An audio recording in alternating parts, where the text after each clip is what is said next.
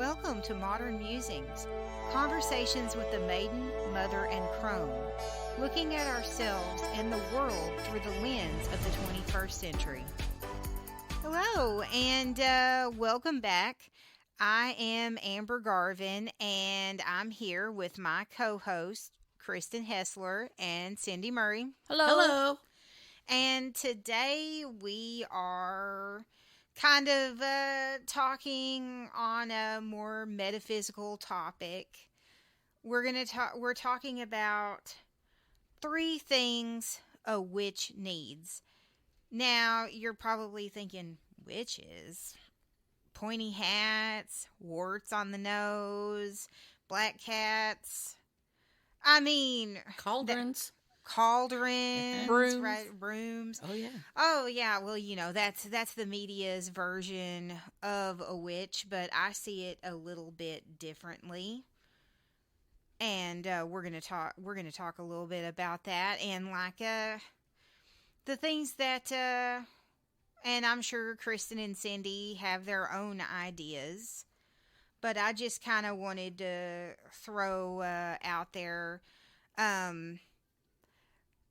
What I believe a witch is someone in tune with nature and someone in tune with themselves. Somebody that is able to see beyond what is in front of them. Mm-hmm.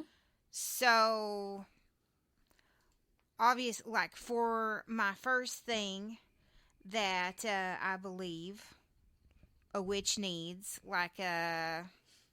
especially a natural witch, she needs intuition.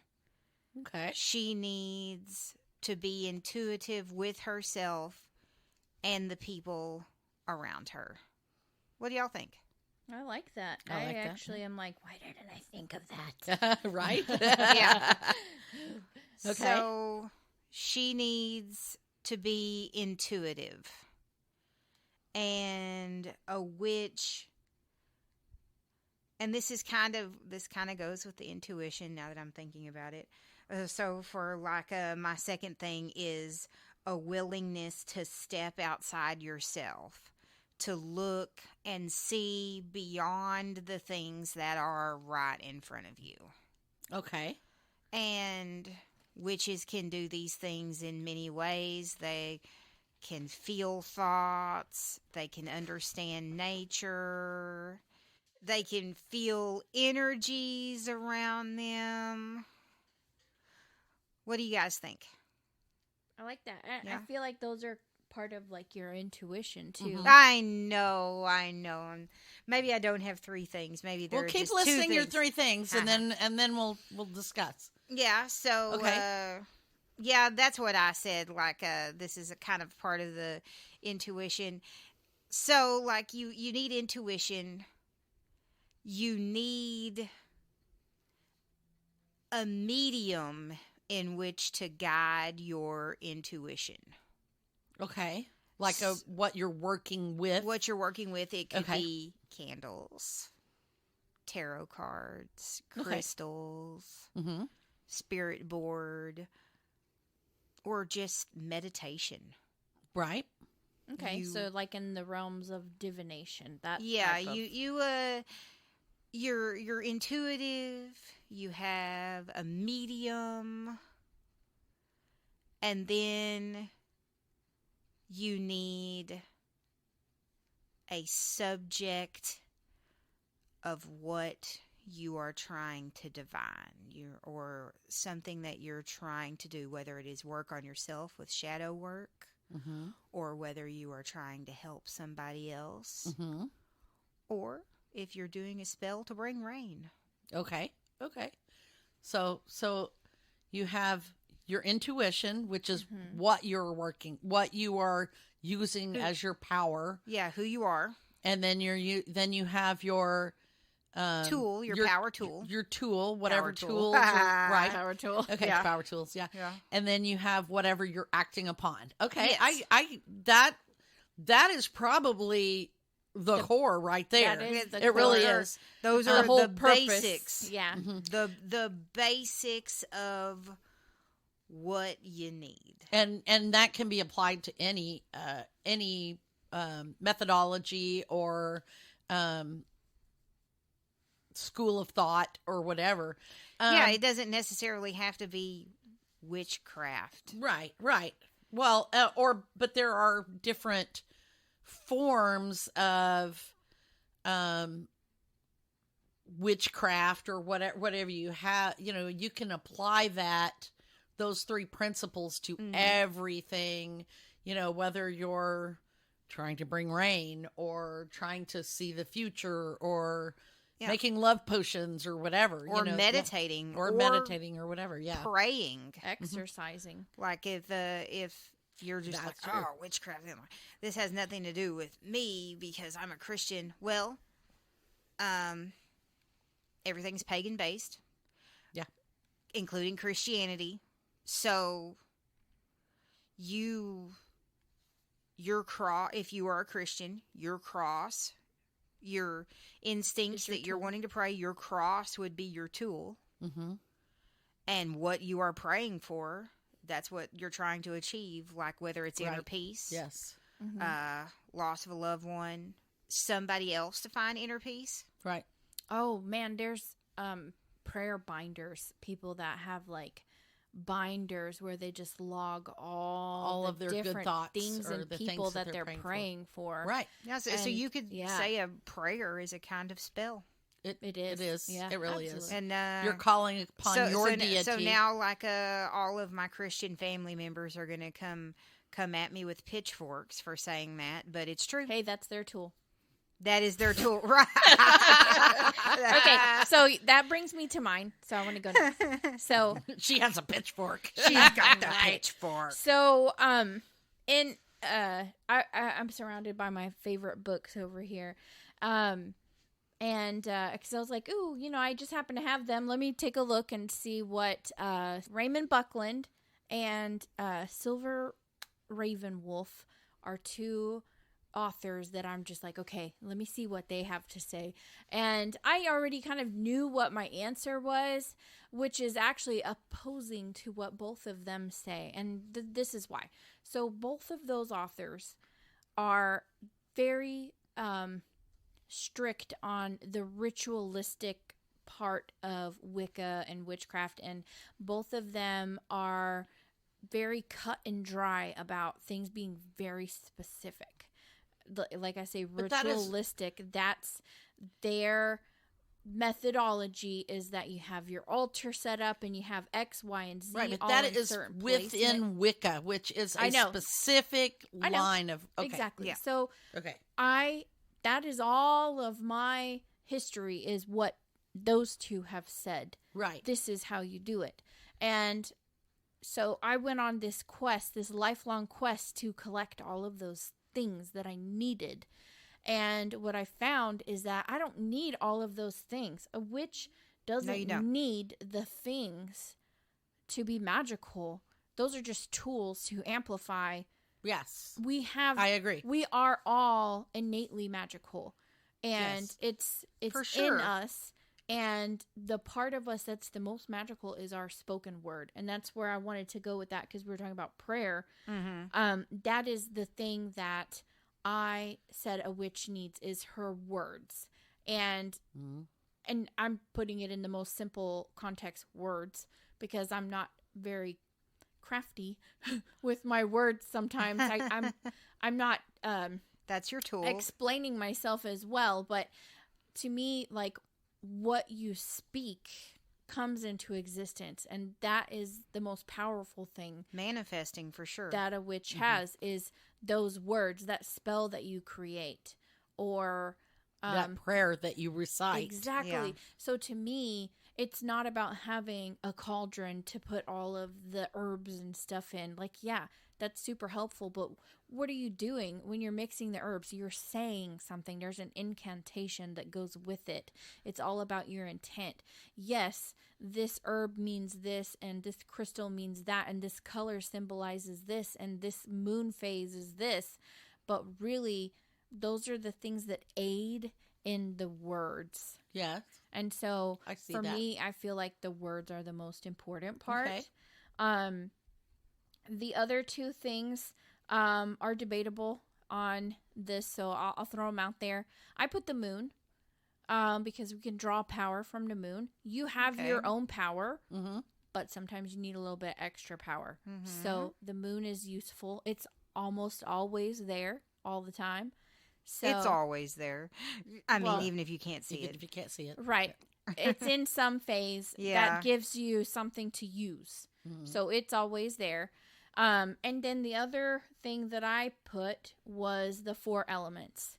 And the reason why is because we're all alchemists. A witch is an alchemist. And you take what you have and you turn it into something else. Okay. And so with the 4 elements, those also are the symbols. Those are the base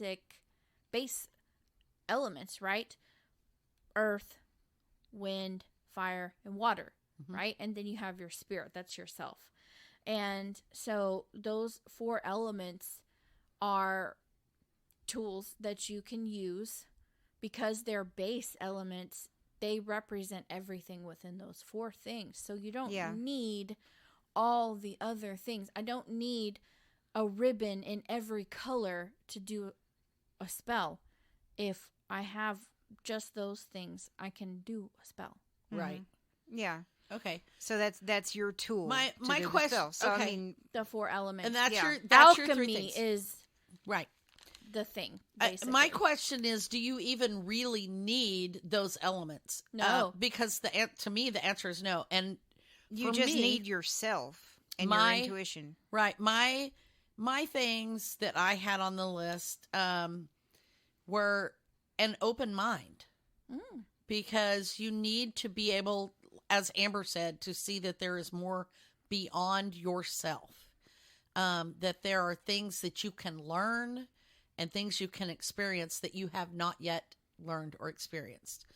You need to have belief in yourself because a witch has Your to spell believe. doesn't work if you don't believe you it. don't That's believe part it. of Yeah. the words. Yeah. So you intent. have to have belief in yourself. And a sense of self and your own power. And that probably goes with the belief in yourself. So I'm going to discount that one because it kind of goes with the belief in yourself. But the other thing, I actually had multiple things on here and I kind of distilled it down to the open mind, the belief in yourself.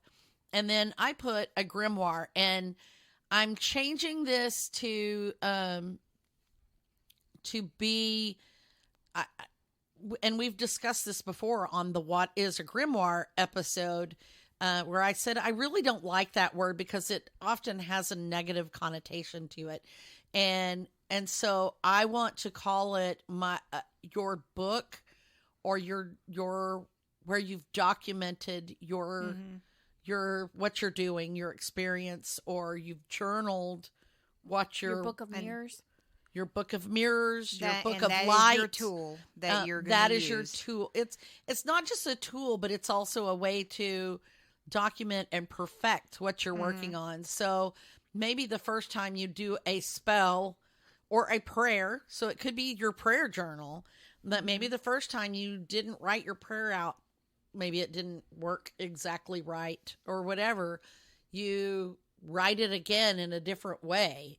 You perfect it over and over and over again until you distill it into the absolute perfect version of what you want it to be. That's why I say those words, being crafty with your words. Right. I think we all kind of had the same thing, but said Very it a much. different way. In a different way. Yes. Yes. Yeah. Intent, intuition, and introspection. Yeah. That's what I've been like kind of. Yeah. Intent jotting down. is important too, because you have to know what you're acting on. A witch's power is no good if she doesn't use it. And like Kristen said, we all have some innate power within us, whether we use it or not. So, whether that innate power is your Christian belief system, and that in your prayer circle, you can hold hands and pray for the healing of someone, or pray for forgiveness for someone or whatever, that is still powerful stuff. And so having that innate belief in your power to do that is imperative to what you're doing. But you actually have to act on it in some way, because it's not enough to have the power. You have to use the power to do good or to do ill or whatever. You have to use it. Hopefully you're trying to do good. Well, hopefully. But, there are people out there doing ill. Yeah. Or doing selfish. But whatever it is, that you have to have someone to someone to act upon. You have to have that innate belief in yourself that you have the power. And you're, whatever you're calling upon to get that power, I guess, that whether it's your own inner strength, or you're calling upon the elements, or you're calling upon the power of the crystal, or you're calling upon your deity. Jesus Christ. Yeah. So, or the moon or whatever. Yeah. So there's. Yeah. So your beliefs, your self-belief. Yeah. Yeah. So when we first introduced this topic, we were on a little Zoom meeting, and Jason was in the background. And we were talking about it, and he said you needed a wand, a cauldron, and books. I was going to ask Travis, and I forgot, but I'm sure he would say the same thing because Travis loves Harry Potter also. Yeah. Yeah. I think that he probably would say your robe and your wand and something. Who knows? Yeah. Yeah. I remember that. Yeah, I wrote it down because I was like, "Oh, that's cute." I wonder if everybody else comes up with something similar. Or and there are things like that we associate with witches: wands, cauldrons, black cats, whatever. I actually have a black cat. You do. I probably have technically a cauldron because I have big pots that I use to cook up things, and they're black, cast iron, right.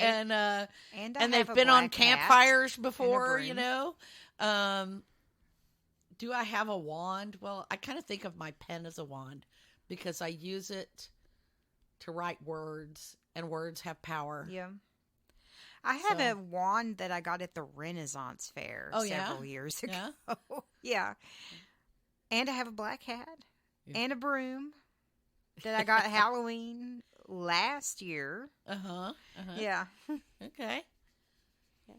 I have the black hat in my Halloween. Yeah. Costume. Yeah, stuff. I know. That's in fact, why I was a witch last year. That's why I love Halloween, because I can dress like a witch, and it's like, okay, happy Halloween. Happy every day. I know, right? Yeah. Happy every day. You guys no. are all dressing up like your characters. I'm just coming out like me. There we go. Oh, man. Oh, we're going to get flack off that from family members, aren't we? Of course. But if they actually listen, I don't know. That's their flack. Do you even listen? No. Yeah, right? Are you even supporting us because you're not telling us that you are? That's right. There's a lot of things that you could put in there that a witch needs. It's your own personal opinion. It really is. It really is. I'd like to hear what some of our listeners say, and I just love that we all kind of had the same answer, and we didn't even talk about it beforehand. And I know, a lot of our listeners say, "Well, y'all have such different perspectives." Well, I guess we all had the same idea on this. But we presented it in very different ways. Yeah, we did present it in different ways, but it all boils down to pretty much the same thing. It we does. all were on the same track whenever we were thinking about it. And that's one of the reasons why I came up with this topic, is I wanted to know what y'all think, because I had this in my mind and I wanted to know what y'all think. And like Cindy said, we want to know what our listeners think. Mm-hmm. So drop us a line, catch us on MMC Chat on Facebook, check out our Instagram, Send us an email. Check out our blogs. Give us a comment. Give us a like and share. Comment on our Apple Podcasts. There's a laundry list of things to do. Yeah, you do all those things. Just kidding. Or call me if you're a family member and you want to discuss anything that I have said today, and I will be happy to discuss this with you. There you go. There you go. Me too. Yeah.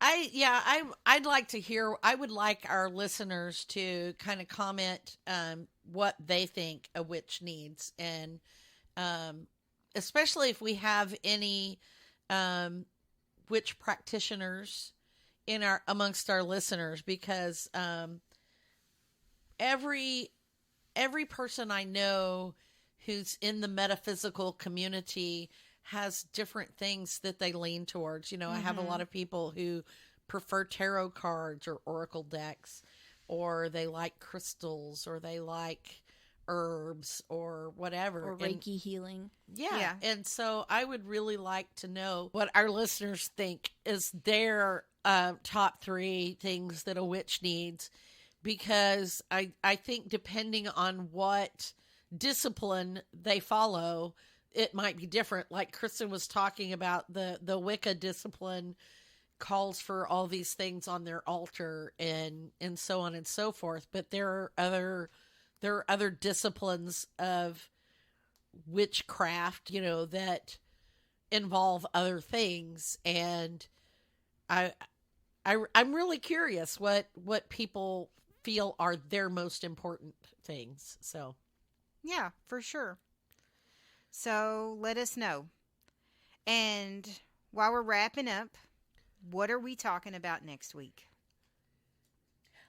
We are talking about what type of person would you be in a zombie apocalypse? Oh, dead. okay. Yeah, dead, definitely. Right. I would be the a guy. zombie. I would be the guy in the bathroom with the zombie coming up under me or something like that from Zombieland. So we'll talk about that next week. Yeah. So we want to thank Creative Audio Tech and Cake Mix Studios for our equipment and our sound. Yes, we do. We love y'all. And have a great day, listeners. And happy Halloween. Yes, happy Halloween. Coming up. Happy Halloween. Halloween.